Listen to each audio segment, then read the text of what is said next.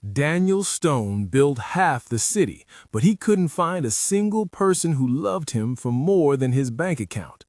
To find the truth, he stripped away his name, put on a grease-stained uniform, and started working as a humble repairman in the city's poorest clinics.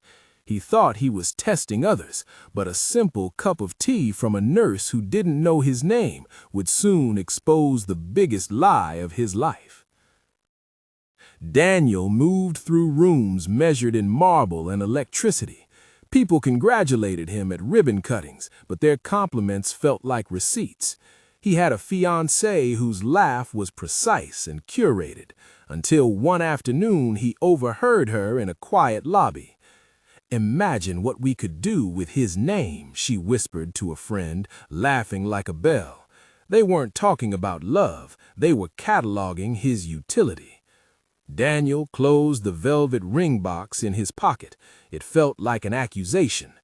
He decided on a plan that was crude in its moral elegance. He would become Daniel James, a man with a patched resume and a cheap driver's license. He gave his trusted assistant, Nina, the keys to his empire and stepped into a world that smelled of machine oil and gasoline.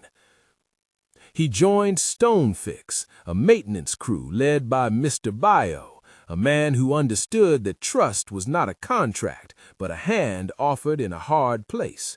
"You will sweat," Mr. Bio warned. "You will be called names you don't like, and you'll be paid less than you ever imagined." Daniel nodded. He wanted the price. He joined Idris and Musa in a van that smelled of old lunches. They taught him how to talk to landlords and how to measure time in service calls rather than quarterly dividends. Their work took them to a small brick clinic that smelled of antiseptic. There he met Laura. She moved through the clinic carrying kindness as a practice, not a show. She spoke to patients as if they were allowed to be afraid. On a rainy Tuesday, Daniel was fixing a leaking heater when Laura handed him a plastic, slightly chipped cup of tea. It was a cheap gift, given because she saw a fellow human shivering. For the first time, Daniel didn't measure himself by his clothes, but by the warmth of someone's concern. Over the months, the cheap gifts continued. A small packet of rice when he was hungry, a frayed towel when he was soaked from the rain. These weren't bribes, they were signposts.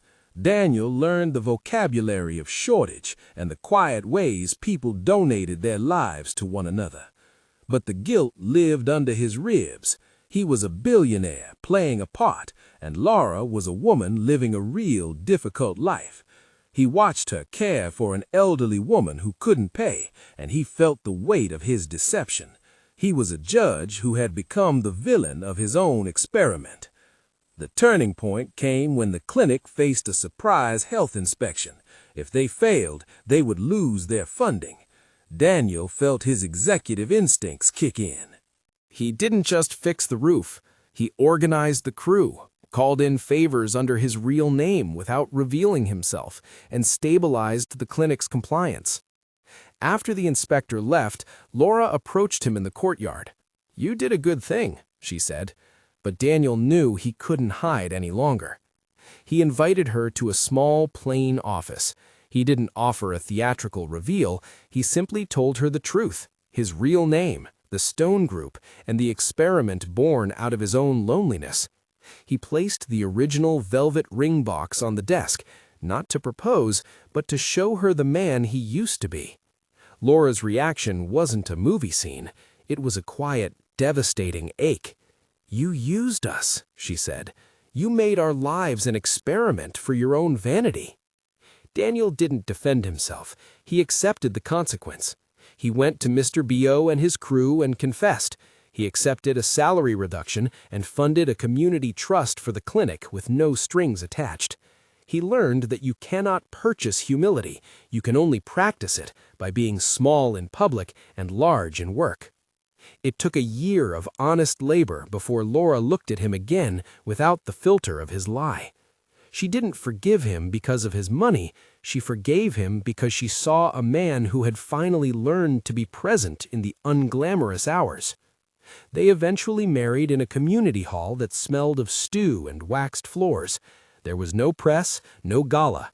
Daniel's mother sat in the front row, having learned from Laura that fortune is a relationship, not a ledger.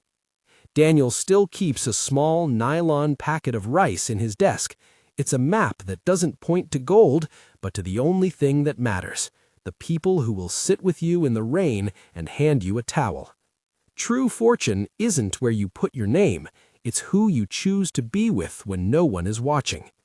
If this story of a man who lost his empire to find his soul moved you, subscribe to Real Compass for more tales of justice and redemption. Click the like button if you believe character is more important than status. And tell us in the comments, would you be able to forgive someone who lied to you, even if they did it to find the truth? Thank you for watching. We'll see you in the next story.